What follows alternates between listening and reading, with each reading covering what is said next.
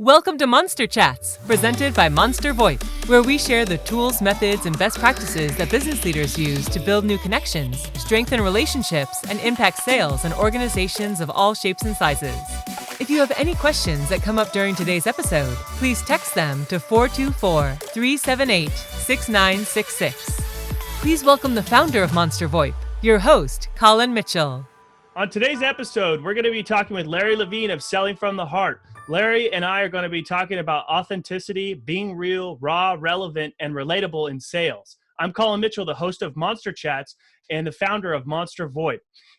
In a world full of empty suits, Larry Levine is passionate about helping sales reps succeed by helping them understand the true value of the true value that they bring to the market. He's leading a revolution of authenticity, integrity, and substance in the sales profession. Larry, welcome to Monster Chats. How you doing? I'm doing great. What's going on, Colin? So here's what's really interesting. By the way, that's a great bio. I don't know where you got that from, but but isn't it interesting though when we start hearing the words authenticity, integrity, being real, being raw, being relatable? Yeah. How does that apply to sales? Isn't that interesting?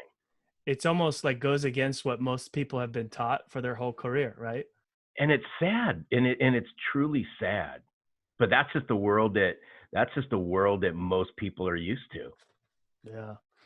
So today we're going to be talking, Larry, about how Selling from the Heart got started, understanding the true value you bring to the market, and how to be relatable in sales, which are all topics that I feel you can shed a lot of light on. But before we get started, tell us a little bit more about your story. Give us, where you came from, how you got started, and where you're at today. Well, I won't start at once upon a time, but yeah, I mean, you already know because Colin, you and I know each other. But I spent 29 years in the office technology channel, the LA marketplace. So I sold copiers my whole life, my whole career, throughout the LA marketplace, throughout most of Southern California, and I learned something along the way. And I'm going to keep the story short, but it's going to be power-packed story. But I think you're going to get where I'm going with this. Is I think everybody in sales, I don't care what channel you're all in, you spend any amount of time in sales, you're going to get an aha moment. You're going to walk into a meeting, you're not going to be your best self, you're not going to be on your A game, and you're going to get spanked. Mm-hmm. Well, that happened to me 25 years ago.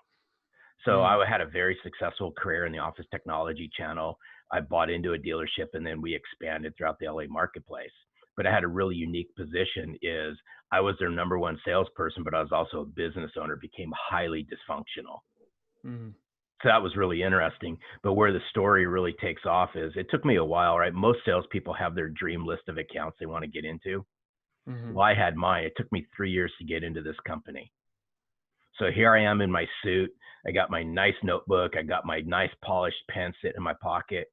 I walk into this meeting. We do our small pleasantries and we shake hands. I'm meeting with a CFO. About 5-6 minutes into the meeting, I get called out on the carpet by a CFO.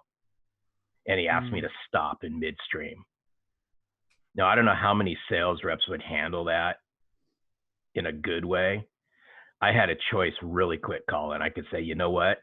Game over. He's asked me to stop. And I can politely excuse myself, or I can use it as a learning moment. Mm-hmm. So right then and there, about 6-7 minutes into this, I just asked the person, I said, hey, I'm sorry if I offended you. I don't think I said anything wrong. And he goes, you actually said a lot of things wrong. You're the third copier rep that's been in my office in the last week.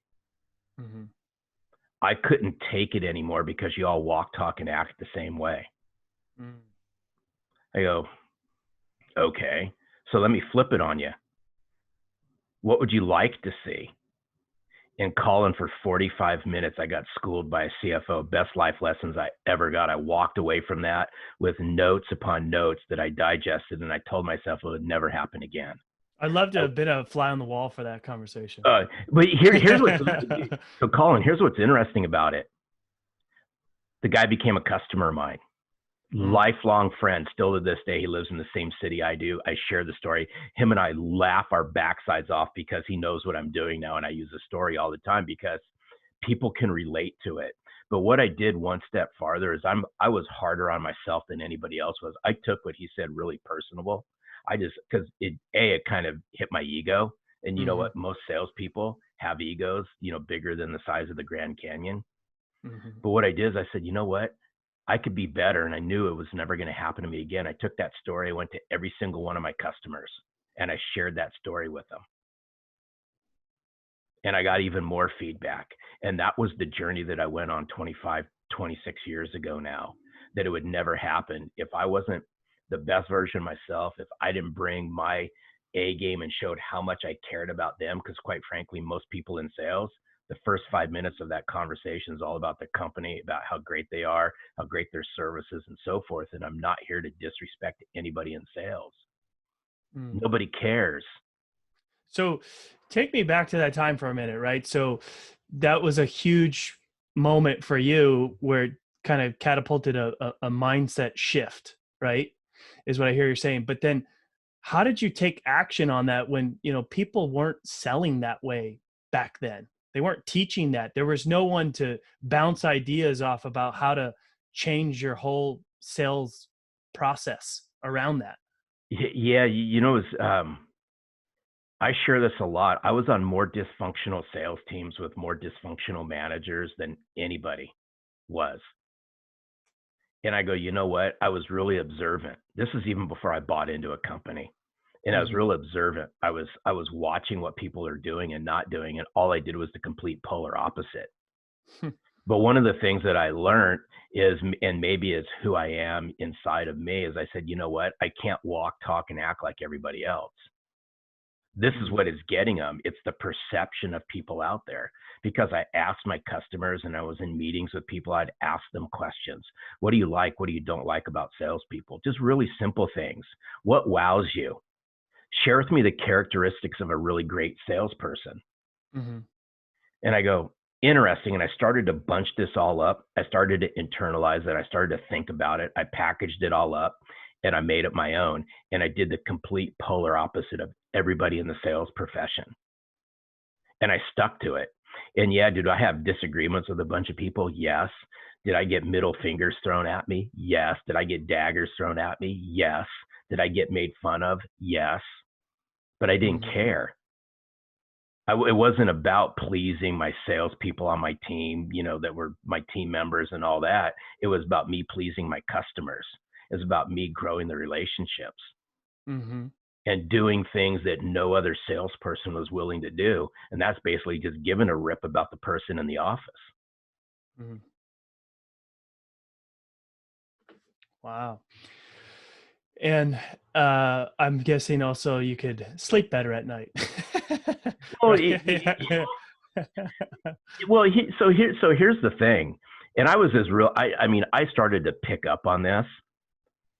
And this is how my warped brain works, Colin. I said, how can that person, right? I don't care, male or female, doesn't really matter. How can they sleep at night knowing that they've done that to a customer? And I talk about it in my book, I talk about it in the manifesto, right? If you lead with your heart and not your wallet, great things happen. But people smell commission breath instantaneously. Most salespeople walk around with commission breath.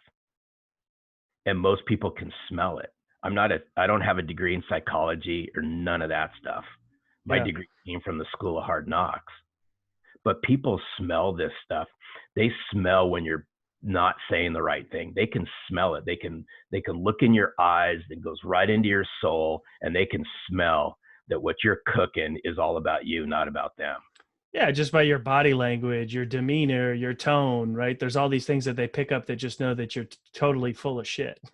Yeah, well, but it just goes back, and that's why I ask so many questions. I got a really curious mindset. And I want to know, and even today, I throw it out there pretty hard. I do it because I care about the sales profession. I care about raising the bar because, quite frankly, the bar in the sales profession is so low you can literally step over it. That's how low the bar is. So in my world, perception's reality. That's how my mind works. I was constantly thinking about How am I perceived by my customers? How am I perceived in the marketplace? How do I want to be perceived? Mm-hmm. And I walk it, I talk it, I live it, I breathe it, I sleep it. And people smell it. They get what I'm cooking, and they want to be a part of it, because I'm a big believer that stories sell. How Mm-hmm. you take care of your customers, how you treat your customers, how you show how much you care, how much you appreciate your customers will actually come back tenfold, because they're going to tell a bunch of other people how you take care of them. And it was Mm-hmm. just those simple acts went a long way. And that's what I'd ask salespeople to think about, and sales leaders. It's not chasing shiny objects. The shiny objects you should be chasing are right in front of you. It's your customers. It's getting to know your customers. It's building those rock solid relationships. It's actually following through with everything that you said up to the point that they sign something, and then continue to do it 10 times more than you did before. Right. Yeah. And even not even just your customers, but your prospects too. Like we have a avid practice of following up with the people that say no and finding out why they said no and how we maybe could have done better and trying to learn from those opportunities. The no's are equally as valuable as the yeses because they're huge learning opportunities. Yeah, but okay, you bring up a really great point, Colin. How many in sales, when they get a no, go off and they never bother contacting that person again? Oh, that's probably the majority, I'd It's assume. a vast majority. Yeah, I mean, you just got to get used to getting no's, right? You're going to get more no's than yeses, and that's okay. It's what you do with the no's. What I was Mm-hmm. able to do with the no's is what most salespeople wouldn't do. I Mm-hmm. started to connect the dots in a social setting. Mm-hmm. So if Colin, I'll just use you as an example. If you and I were having a meeting and you're the executive and I'm the salesperson, and through that meeting, it's just not the right time, whatever the case may be, we just mutually agreed that there's no fit at this time. Mm-hmm. Doesn't mean that there may not be a fit later, but Mm-hmm. what prevents somebody from connecting? So I'd connect with you on social, Colin, and then I'd start educating you, and you'd start seeing me out there more and more, and I'd get to know what people you hang out with. And Mm-hmm. before you know it, there's another conversation happening, because Colin may have an issue that I might be able to solve. And I wasn't aware of it because I wasn't connected to him. And Colin's being the savvy executive starts leveraging the power of social. That's Mm-hmm. all I did to grow my marketplace and build relationships and influence networks. Yeah. Yeah. And sometimes the feedback you get from the no's can lead to a yes anyway. So everybody should be asking for that feedback when somebody says no. Yeah, and it's the thing that most salespeople, because and I'm not here to poke fun at salespeople, because I think they're products of the environment they were raised in, Mm-hmm. which we all know that goes upstream. Mm-hmm. But what's really interesting is most salespeople won't engage in a conversation unless it's a sales conversation. Mm. Think about that one for a second. Yeah. If they're not ready to buy, or it doesn't fit into that window, whatever that window is, Mm-hmm. they don't want to talk to you. Mm-hmm. And that's a shame. Yeah.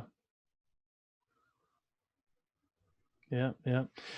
So tell us, how did you go from your sales career to starting selling from the heart? I found myself the spring of 2015, right after my 50th birthday, without a job. Mm. I was asked to leave my corporate sales job. First time ever I was riffed. So after doing a lot of crying and a lot of soul searching for about a day, I told my wife this. I said, give me 45 days and I will find something. I just Mm-hmm. need some time to reflect. And quite frankly, I could have gone right back into the channel that I grew up in, but my wife told me something that just stuck with me. And that's what lit my fire. She goes, you'd be bored in 6 months. Mm. Why don't you find something to do that's actually that you're going to enjoy doing, that you're going to make an impact on? And I didn't know what that was at that point. So I started to tap into my network, and I called my close friend, Daryl Amy, who's now my podcast partner at Selling from the Heart. And I said, hey, Daryl, I need some help. Here's a situation. I was just calling. I was just going to tap his network. And Daryl said something to me the next day when he called me back. He says, Larry, he goes, I have never seen anybody in a marketplace the size of Los Angeles that can leverage the power of their brand and socially connect with people and grow relationships in the way that you have. You need to go out and teach people what you did. Mm-hmm. That's how it was started. I went right back into the sales channel that I grew up in, and I started to share my story, and I started to coach sales teams and leaders on how to genuinely position themselves and how to leverage the power of social. But the light bulb moment went off about mid part of 2016. And I go, you know what? Social is an important aspect of what we do as a sales professional, but it shined this big shiny light on it. And that big shiny light was this: salespeople stink at clearly articulating a value proposition. They have really low levels of business acumen. They struggle driving a business conversation. They're poorly positioned online. And here's the kicker: their relationship building skills are really low, so low, again, I can step over them. But here I am coaching sales reps on how to use social. I said, game over. I'm going to flip this thing on its head. Mm-hmm. I go, I'm going to work with salespeople on how they can bring the best version of themselves to the marketplace, how they can articulate value, how they can position themselves as a real, normal, genuine human being, and then integrate the power of social. It was right then and there how Selling from the Heart was born. From there, went to the podcast. Mm-hmm. Podcast turned to a book. And the books open up the door to all over the world to speak and so forth. And I share the story in its condensed format Mm-hmm. for one simple reason. I ask everybody who's listening to your show, how are you going to get noticed in a marketplace when nobody knows you exist? And take a step back and think about that one for a second. Regardless of what sales channel you're in, regardless of what sales position you're in, regardless of manager, leader, or anything like that, I'm going to ask people to think about this. In a crowded marketplace, how are you going to rise to the top when nobody knows you exist? You got to bring the best version of yourself forward. You got to smash your face-to-face persona with your online persona. Mm-hmm. You got to walk, talk, live, and breathe it. And if you can't do that through your customer's eyes, you're going to be an empty suit, which is chapter 10 of my book. Right. Now, I know that you're a big advocate of personal branding, right? And we're doing it, frankly, before a lot of people did, get into trying to build their personal brand, right?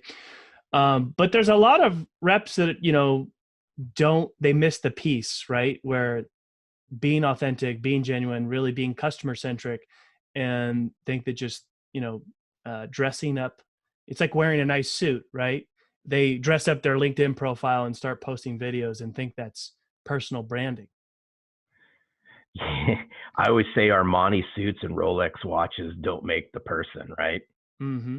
It's just a mask. Right. And I always say, and this was, okay, I'm just going to throw it out there. Yeah. I never paid attention to the noise. Mm-hmm. I did it my way. Yeah. And not that I'm a control freak and all that, but after getting schooled so many times, I said, you know what? This was probably back 2005, Colin, 2006. I had no idea what LinkedIn was. I had no idea what social platforms were, nothing. I hired a business coach. I spent 10 grand of my own money for 90 days, best 10 grand I ever spent. My business coach actually taught me the art behind the brand. Mm-hmm.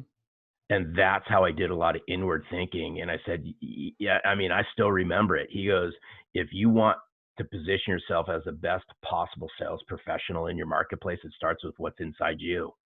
Mm-hmm. And I did a lot of soul searching, and I brought that out and I put it on a little website that I had, and I drove people to a website, and everything that I sold to somebody, I took a picture with, and I humanized what I did. And I was learning how to drive people to a website with no content, no nothing. I just used the power of my voice and a simple thank you and a shaking of a hand. Mm-hmm. Hey, I want to get to know you. Check out my website. You'll get a little bit of glimpse into who I am.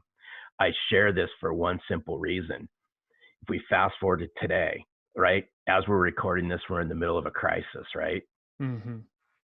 How are you going to get noticed in a marketplace when you can't walk into anyone's office? Mm-hmm. You can't physically shake their hand. How are they going to get to know the real Larry or the real Colin? Mm-hmm. if you have no digital presence. And I'm not to say that your digital presence is everything, but guess what, folks? In the world that we live in today, you got to be able to walk, talk, live, sleep, and breathe, position yourself better than anybody else out there so they get to know the real version of you. Right. And that means you got to do some tough work, and the inner work is the hardest work. Right. But Right. what I find most people doing is they mask and mirror it. They position themselves based on what they see out there or the cloning of somebody else. Mm-hmm. And I always say the social emperor has no clothes. And there's a lot of that going on online. Mm-hmm. And I'm not here to disrespect or demean anybody when I say this. But is the walk you're walking online the same walk you're walking in your normal life, face to face? Most of the time, I'm going to say no. Yeah. And it's not to bash on the people that are doing it right. It's more, they haven't been taught properly, or they don't have a proper example that's leading. Right. So and I think your book talks all about it, right? Be your authentic self, be genuine. Right. And that's kind of, I think, the best piece of advice for people trying to build out their digital footprint, is just be yourself, be authentic, share the wins, share the losses, and everything in between. Not just this platform of everything's great all the time and you're positive, because that's not true. That's not authentic. We all have struggles, and it really humanizes your brand when you're willing to share the wins, but also be vulnerable as well online and show who you really are. No, you're so spot on. And here's what I'd ask people to think about. If you're going to use the words genuine, authentic, caring, vulnerable, then live, eat, breathe, and sleep it. Mm. And here's why I go, especially now, authenticity, and this is my opinion. People may not agree with it, and that's okay. Authenticity is a lifestyle. It's not a light switch. Mm-hmm. And I say that from the bottom of my heart. People smell this stuff. Yeah. And if you're going to use the words genuine, I don't care if it's in a written word or a vocal word, then understand what it means. Don't just say it. And there's a lot of people that are saying the words because it's the feel-good moment as we're going through what we're going through right now. Mm-hmm. But I will tell you this, it's my sincere belief that the new sales economy moving forward is going to be about sincerity, substance, and heart. And if you really want to know if that will set you apart, you got to do the hard work. And I always say the hardest work is the heart work. And that's the stuff that nobody wants to deal with because there's baggage along with it. And I learned a long time ago, you get what you get with me, Colin. I don't hide a thing. If you want to get to know the real Larry Levine, just ask. Mm-hmm. I'm an open freaking book. Mm-hmm. How many people are willing to open up the cupboard, unlock the baggage, and share with someone their deepest, darkest secrets? Right. And so then how do these sales professionals or sales reps on the path to becoming a sales professional, how do they get a deeper understanding of the true value that they bring to the market? They got to do the hard work. So the first 3 chapters of my book is all about self-assessment. It's all about self-reflection. It's all going on a journey to find out who you are. Yeah. And here's what's interesting is there's too many people that are worried about going viral instead of worrying about becoming valuable. Mm. There's too many people worried about getting seen than becoming valuable. Yeah. There's too many people worried about getting heard than becoming valuable. Mm-hmm. I'm all for all of what I just said. It's in the order that it comes. Mm-hmm. So if you really want to become valuable, and again, valuable is another word that gets thrown around like, hey, Colin, how's it going, right? Mm-hmm. Hey, I'm here to be of value to you, right? That was a valuable comment. Mm-hmm. I'm a value-added reseller. I value our relationship. You see where I'm going with this? Yeah. It's just a a buzzword. Word. It's thrown out there. So, right, it's like 2 guys, right? 2 guys who haven't seen each other for a long time. They high five, right? They might do a bro hug or something like that. Mm-hmm. They spend 5 minutes, talking, and they'll go, hey, Colin, we got to do lunch again soon, which means That's code for I'll catch you in another couple years, right? Mm-hmm. So if we want to really understand the value that we bring to the marketplace, then I encourage everybody to take the time, set aside the time, and do some self-reflection. Yeah. Who am I? What do I believe in? Why do I exist, right, in this marketplace? What do I want to accomplish? Yeah. What did I do yesterday that I could do better at today? They got to be able to do that tough work. You know, even go ask their customers, their inner circle, their friends, their family, what words would you use to describe me? Mm-hmm. Right? Yeah. What value, based on what you know of me, what value have I been bringing to you? Mm-hmm. And they might be surprised. They might be surprised with the answers they get, right? Oh, dude, it's shocking. You actually learn something, but it goes back to, you brought up the vulnerability word. It's the same thing. Mm-hmm. Vulnerability is not a bad word. In sales, it's like a bad word. Oh, dude, I can't be vulnerable, right? Because that means I'm a sissy and I'm weak and so forth, right? Can't do that. In all actuality, becoming vulnerable is strong. I threw it out a long time ago. Mm-hmm. It's just, but how many people, right? Because we all walk around, braggadocious, bravado behaviors for salespeople, and it gets them what they get, right? Mm-hmm. And you might get some wins along the way, but oh, absolutely, dude, absolutely. Yeah, I mean, you absolutely will, right? Because I was one of those people. mm-hmm. But you know what? Anybody who's been in sales for any length of time probably was at one time and maybe still is.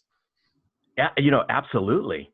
But in today's society, with where we're at, with what we're going through, and I'll throw this out there, is everything will get better. But here's the thing, it's not going to go back to the way it was. No, absolutely not. If salespeople and sales leaders think that all of a sudden they can flip a light switch and things are going to go back, they're sorely mistaken. I said, wake up and stop dreaming. Mm-hmm. That, to me, genuine, caring, loving, respectful, appreciative, compassionate, that stuff's going to be placed up on a silver business platter. And I'll take it one step farther. Mm-hmm. If you don't love on your customers, somebody else will. Yeah. And there's a lot of great examples that I'm seeing too, where people are really stepping up, companies, individuals coming together during this tough time to genuinely offer help with no motivation of any sort of personal or business gain, right? And those are the type of people that are going to be remembered for these things. No, absolutely. And I go, you know what? And I always said, authenticity is a lifestyle, not a light switch. But maybe this was a swift kick in the backside that a lot of business leaders, business owners, salespeople needed to say, hey, you know what? I can do better. Mm-hmm. And nice matters, right?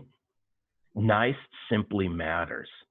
And in a sales profession where trust is at an all-time low, where BS meters are at an all-time high and skepticism runs rampant,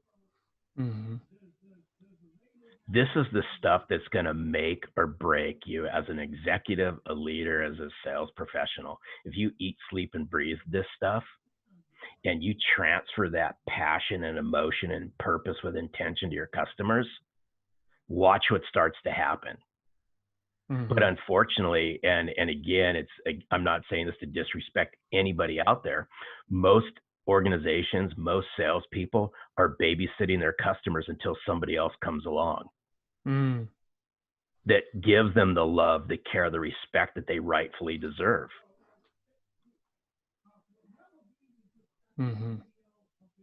Sorry about that one, dude. I was on a roll. Yeah. So we're going to take a quick break just to tell you what we do at Monster VoIP. We help companies save 30 to 50% off their telecom bill while providing them more value and features. If you'd like to learn more, you can text us at 424-378-6966.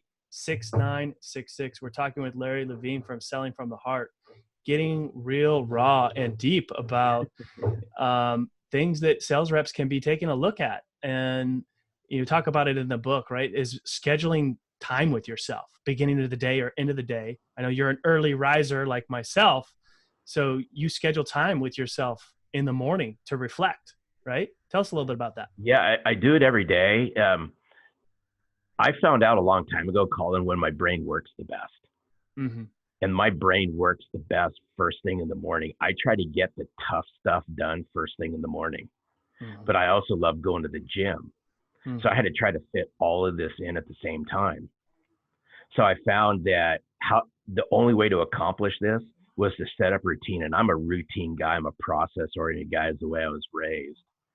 And I found that waking up at 3:00 in the morning, and I'm not saying this to go, hey, guess what? I wake up at 3 and all you guys don't. I'm not saying it. That's what works for me. Mm-hmm. It may not work for anybody else.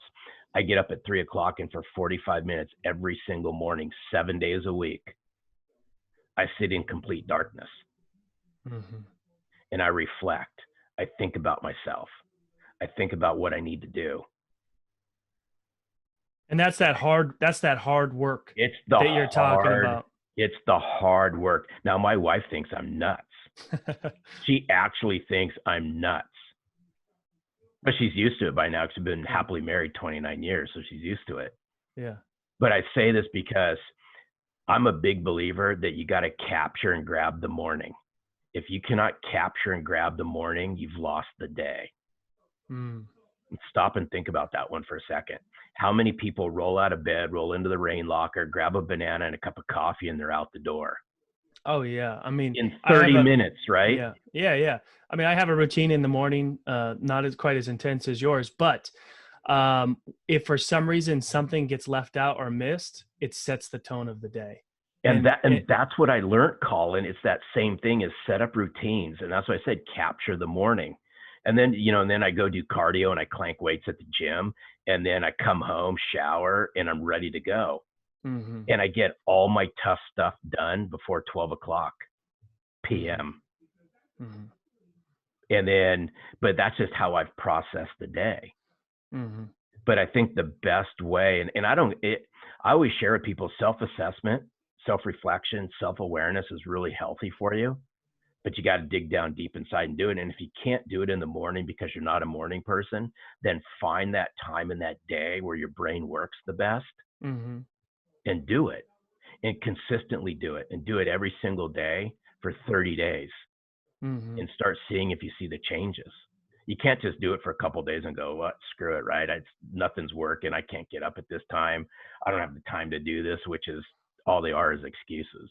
Right. And I think that what people may not understand is that investing in yourself and putting that time in to do this work that you're talking about is what helps you be a better performer at work as a sales professional. Yeah. And I always say this, I have a really just hard-nosed statement I use is if you never invest, you can never collect. Mm. So what's that mean? If you fail to invest in yourself, if you fail to invest in your customers, if you fail to invest in your career, and for that matter, if you fail to invest in your family, you'll never, ever, ever reap the benefits that can happen. You just never can do it. You'll never, be able to collect on it. Mm-hmm. Simple as that. But it's the tough stuff. The inner, you're right. I got a buddy of mine who said it's the itty bitty shitty committee, right? Mm-hmm. It's the voices in our head. It's the stories in our head or the stories that we tell. We just got to be willing to just do the inner work. Mm-hmm. So how can sales reps start to try to be more relatable in their marketplace with their customers? I think there's two. I'm going to keep it really simple, dude. Just show you care and give a rip. Mm-hmm. And giving a rip's a polite way for saying giving the S word, right? Yeah, yeah.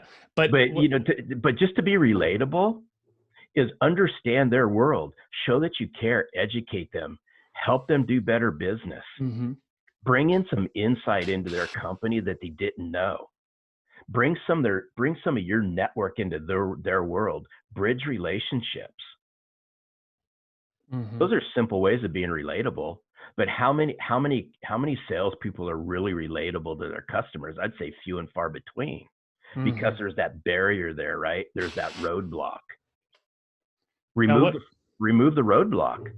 Now, what about for the sales reps that struggle with that, right? That are just really have that really raunchy commission breath, as you like to call it. How do they get away from that? How do they get out of that rut and get into a place where they actually do care and can relate? They just got. That's a good one, because it's interesting you bring this up, because I remember when I first flipped the switch, right, and I started doing this. Mm-hmm. I wanted to turn everybody into believers. Mm-hmm.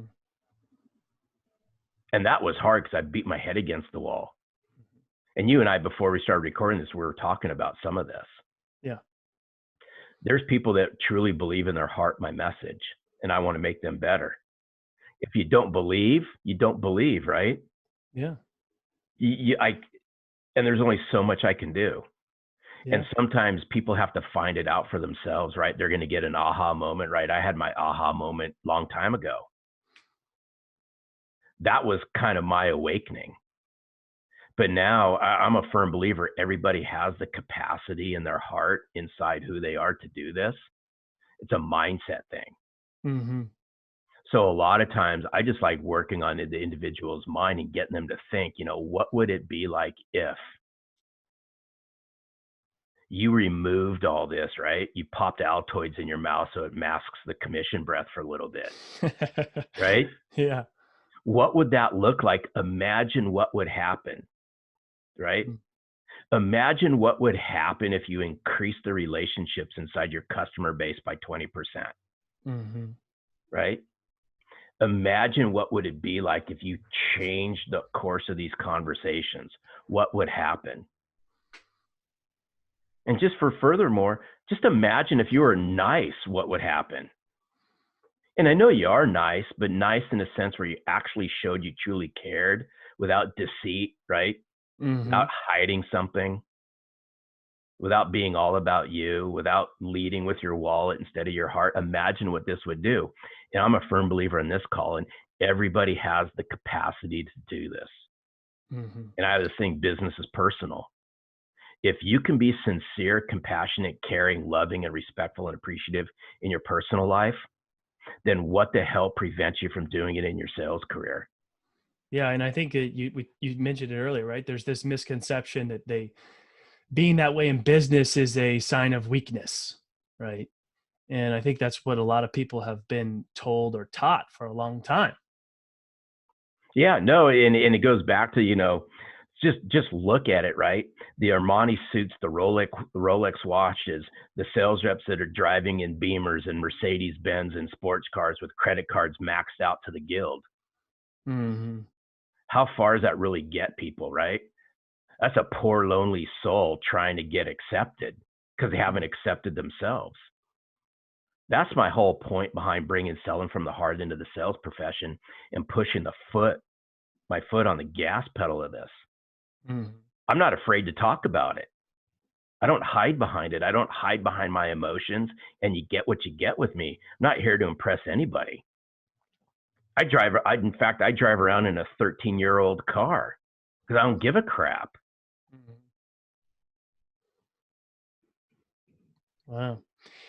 We are just about out of time. I think we even went a little over, but I think Sorry, dude. Hey, it's not a problem. I think that people are not going to mind. So we got some good nuggets in there, some really helpful stuff. But before I let you go, definitely want to thank you, Larry, for your Dude, my pleasure, Colin. Yeah, welcome you to the Monster Chats community. And then tell us a little bit of how people can find you. If they have questions, where can they reach out? Where can they get more information about Selling from the Heart? You can find anything you want to find out about Selling from the Heart at sellingfromtheheart.net. You can find the Selling from the Heart podcast on all your favorite podcast apps. You can find the Selling from the Heart book on Amazon and in Audible. Mm-hmm. Yeah, I'm all over LinkedIn. You can find me on Twitter, Instagram, and Facebook. Awesome. Thanks so much. If you're listening to the podcast, please subscribe, share. We also are open to your feedback. The show is about you, and we look forward to hearing from you. Thanks so much, Larry. My pleasure. See you soon, Colin. Thank you for tuning in for another episode of Monster Chats, presented by Monster VoIP, where we share the tools, methods, and best practices that business leaders use to build new connections, strengthen relationships, and impact sales in organizations of all shapes and sizes. If you have any questions from today's show and want to reach us directly, please text your question to 424-378-6966.